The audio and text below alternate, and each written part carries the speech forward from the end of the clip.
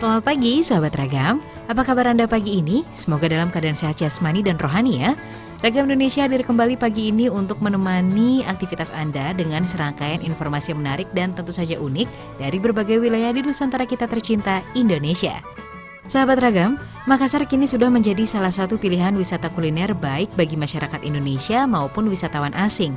Rasa yang gurih, legit, manis, mewarnai kuliner khas kota ini. Nah, Ragam Indonesia akan mengulas beberapa kuliner penganan dan minuman khas Makassar yang pasti menggugah selera Anda. Berikut informasinya.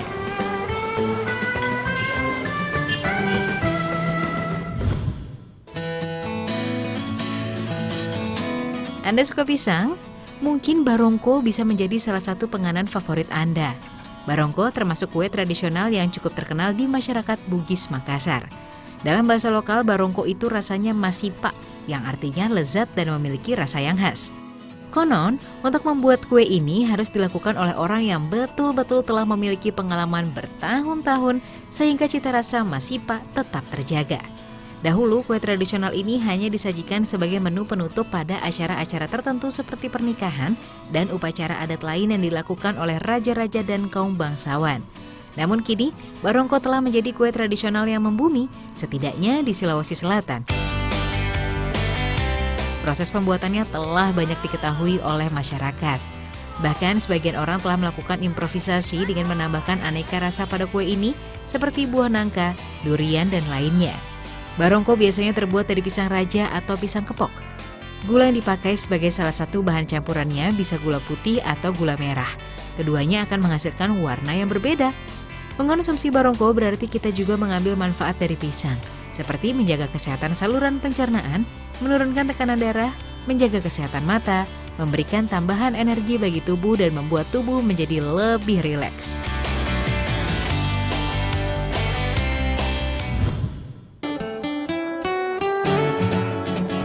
Berikutnya ada gogos atau gogoso. Gogos sebenarnya mirip dengan lemper dari Jawa maupun lalampa dari Manado. Tapi bentuknya lebih panjang dan agak langsing dibandingkan dengan lemper. Gogos ada yang tanpa isi dan ada juga dengan isi. Nah, yang menggunakan isian inilah dinamakan gogoso kambu atau gogos isi. Isinya adalah ikan tongkol yang dicampur kelapa sangrai dan bumbu. Kalau mau tahan lama bisa diisi dengan abon. Kalau yang tanpa isi biasanya dijual dengan pendamping telur asin. Kenapa dinamakan dengan telur asin? Karena gogos bukan termasuk snack atau cemilan, tapi sebagai makanan utama pengganti nasi. Biasanya diperuntukkan buat bekal kalau lagi bepergian. Para penjual gogos biasanya mangkal di terminal atau tempat persinggahan bis. Itulah sebabnya gogos ini tanpa isi dan dimatangkan dengan cara dipanggang agar tahan lama. Daya tahannya bisa sampai seminggu loh.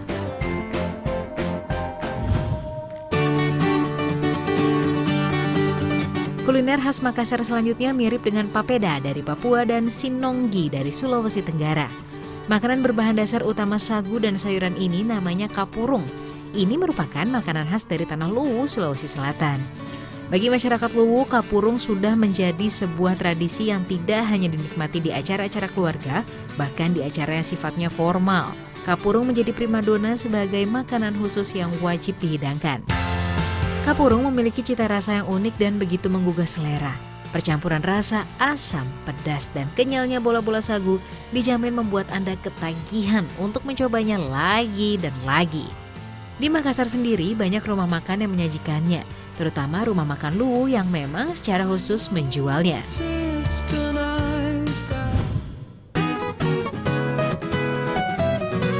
Orang Makassar punya sebutan sendiri untuk bakso, yakni nyuk-nyang. Konon, nyuk-nyang adalah bahasa Cina yang artinya bakso. Tapi bakso nyuk-nyang di Makassar sedikit berbeda dengan bakso pada umumnya. Nyuk-nyang tidak dimakan dengan campuran mie, tapi biasanya disantap dengan buras.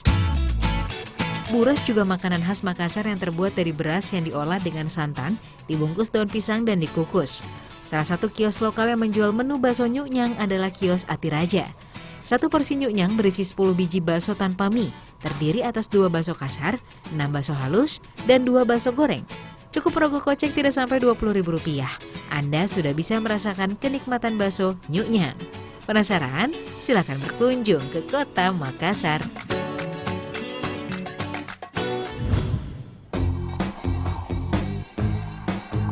Sahabat Ragam, puas mengisi perut hingga kenyang? Kini saatnya kita melihat sedikit keanekaragaman lobster endemik Indonesia yang menggemaskan, yang sayang jika dilewatkan. Anda pasti sudah tahu kan kalau lobster memiliki daging yang sangat lezat jika dimasak dalam bentuk apapun? Nah, jenis lobster apa saja sih yang kita tahu? Berikut ini kami ulas beberapa jenis lobster yang ada di Indonesia.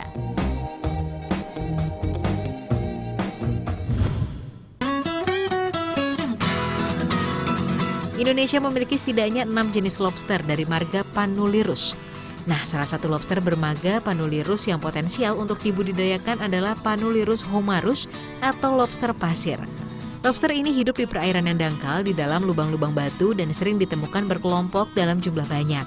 Ciri-cirinya yaitu cangkangnya berwarna kehijauan atau kecoklatan, memiliki bintik-bintik terang di bagian perut dan bercak putih pada kaki. Lobster pasir dewasa biasanya lebih menyukai perairan yang cerah, sedangkan lobster pasir muda lebih dapat mentolerir air yang keruh. Lobster jenis ini banyak ditemukan di perairan wilayah Aceh, Sumatera Barat, Jawa Barat, Sulawesi Selatan, dan juga Ambon. Lobster pasir memiliki harga yang cukup tinggi di pasaran, karena itu banyak yang membudidayakan jenis lobster ini. Menjelang Hari Raya Imlek, biasanya permintaan pasar akan kebutuhan lobster jenis ini sangat tinggi. Harga berkisar antara Rp250.000 sampai Rp400.000 per kilogramnya.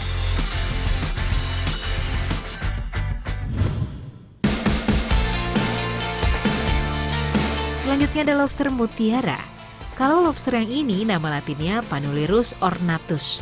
Sesuai dengan namanya, lobster mutiara ini memiliki karakter warna dan corak cangkang yang sangat indah. Jenis lobster ini mempunyai warna dasar biru kehijauan sampai biru kekuningan.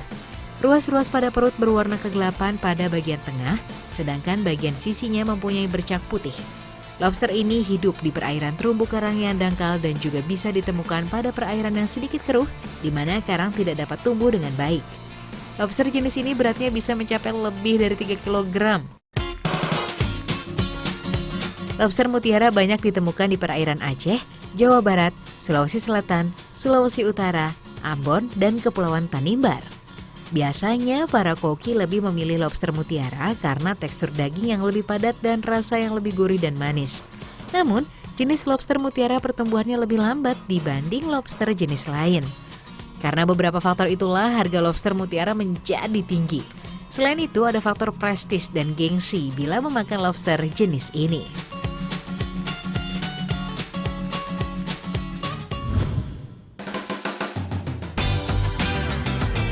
Lobster yang berikutnya bernama lobster kipas. Sebenarnya lobster ini tidak termasuk dalam golongan Panulirus atau udang karang, tapi ia termasuk dalam marga Tenus dengan nama lain Tenus orientalis. Tapi jenis yang satu ini memiliki nama dagang sleeper lobster. Jenis lobster ini hidup di pesisir pantai dan di tambak-tambak yang perairannya memiliki kandungan air asin. Panjangnya sekitar 15 cm sampai 20 cm. Lobster atau udang kipas memiliki ukuran yang lebih kecil dari lobster pada umumnya. Kulitnya juga lebih lunak serta agak kasar.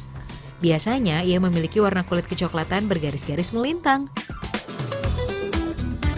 Konon lobster kipas memiliki harga yang cukup mahal setelah lobster mutiara dan lobster tebu. Di beberapa tempat di Sulawesi Selatan, jenis ini sudah mulai langka sehingga sebagian nelayan harus mencarinya hingga ke daerah-daerah tertentu. Di dalam air, pergerakan lobster kipas cukup lambat. Hal ini memudahkan para nelayan untuk menangkapnya, bahkan dengan tangan kosong sekalipun. Selain enak dimakan, lobster atau udang kipas ini juga memiliki kandungan seperti vitamin B12, vitamin A, kalsium, dan selenium untuk kekebalan tubuh.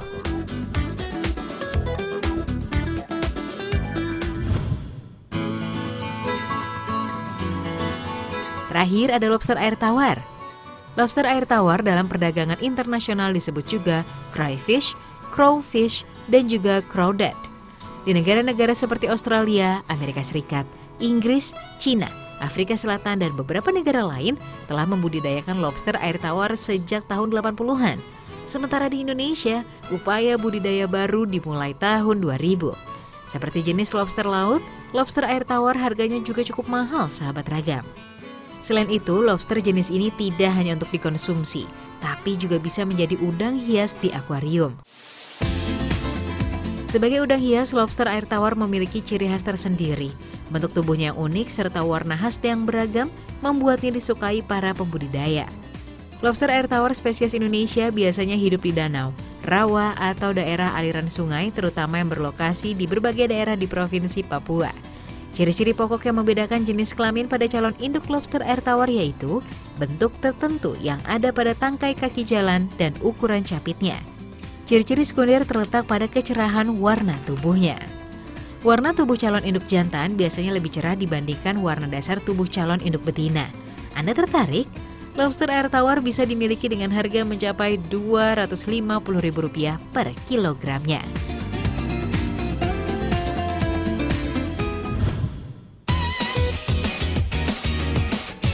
Saatnya kita bergeser ke sebuah tempat menarik di Provinsi Yogyakarta. Ya, Kabupaten Gunung Kidul. Kabupaten Gunung Kidul merupakan salah satu kabupaten di Yogyakarta yang terkenal dengan wisata pantainya. Daerah ini juga memiliki berbagai kuliner yang lezat. Seperti apa sajakah kuliner khas Gunung Kidul? Mari kita saksikan liputan berikut ini.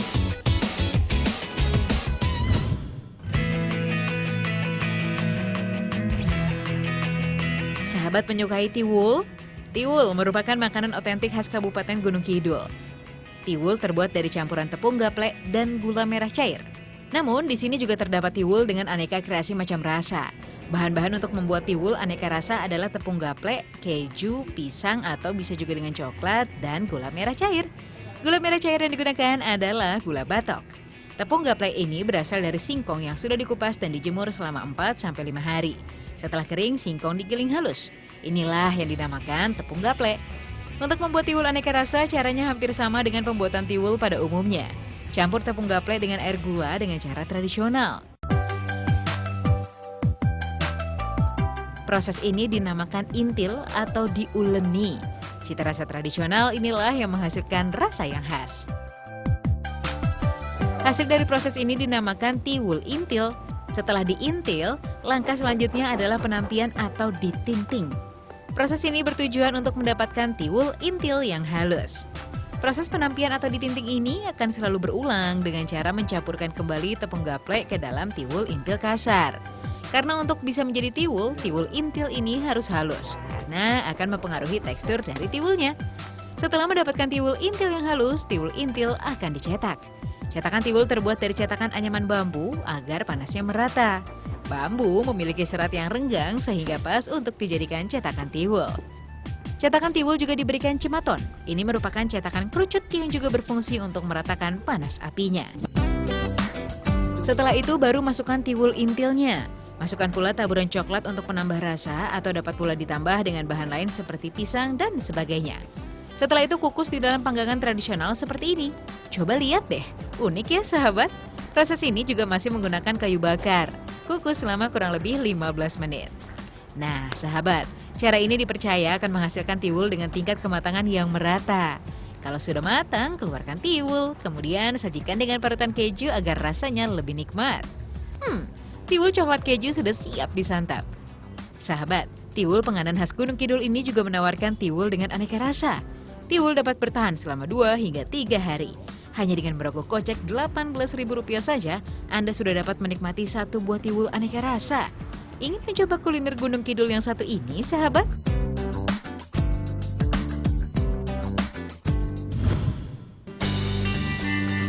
Cabai biasanya digunakan sebagai penyedap masakan atau sebagai sambal.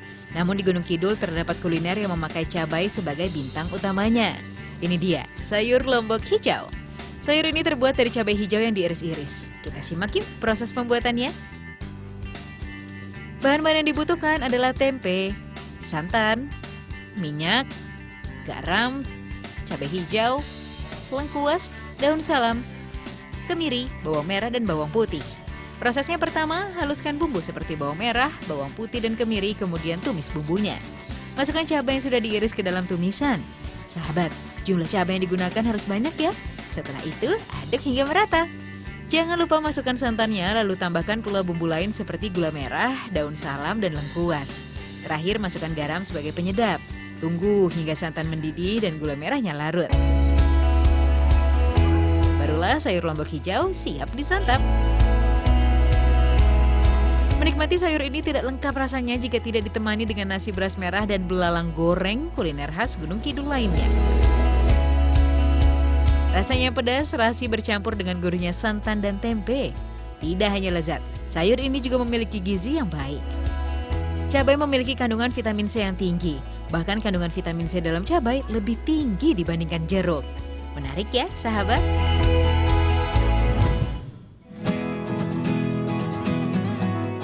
Sahabat Ragam, Yogyakarta tidak hanya terkenal dengan keramahan dan aneka kulinernya yang khas. Di beberapa kabupaten ternyata ada juga wisata alam air terjun yang menarik untuk Anda sambangi.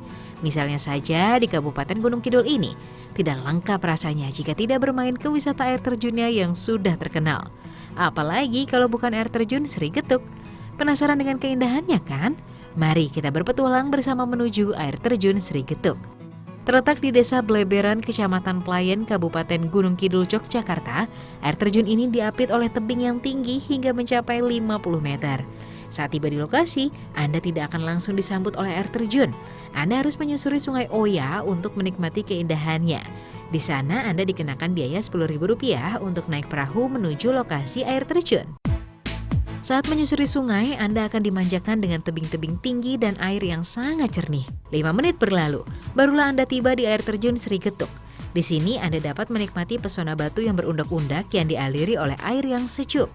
Air terjun Sri Getuk memang ramai dikunjungi oleh wisatawan saat akhir pekan. Selain menikmati keindahan air terjun, Anda juga dapat berenang di Sungai Oya. Namun bagi Anda yang tidak bisa berenang haruslah berhati-hati, sebab kedalaman air di Sungai Oya ini dapat mencapai 2 hingga 5 meter. Oleh karena itu Anda dapat menyewa pelampung untuk berenang. Untuk yang bernyali besar, sahabat harus merasakan sensasi terjun dari tebing yang berketinggian 5 meter.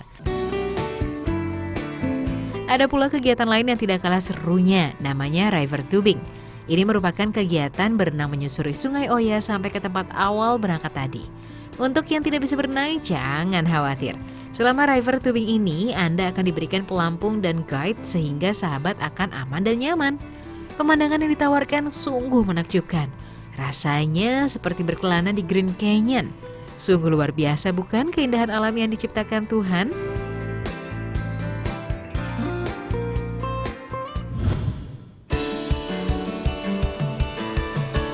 Sahabat Ragam, wisata alam yang selanjutnya adalah Grojogan Sewu. Nah, Anda mungkin lebih dulu familiar dengan wisata bernama serupa yang ada di Tawangmangu, Jawa Tengah.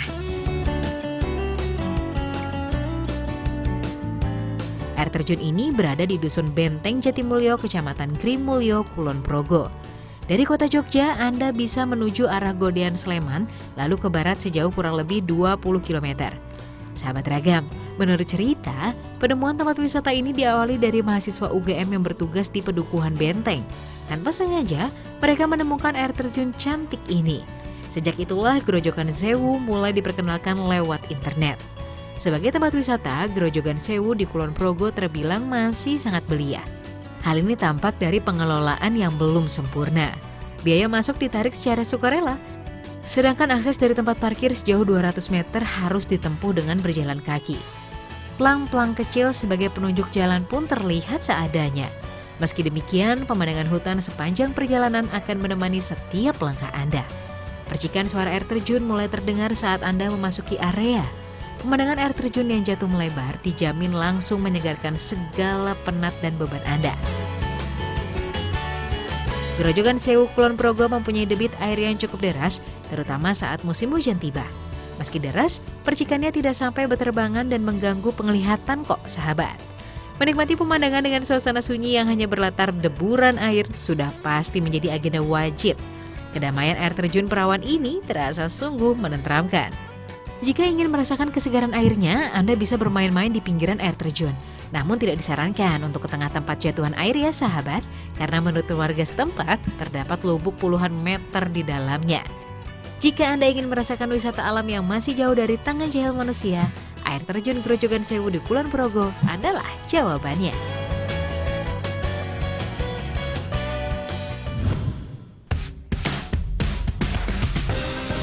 Sahabat Ragam, jangan kemana-mana ya.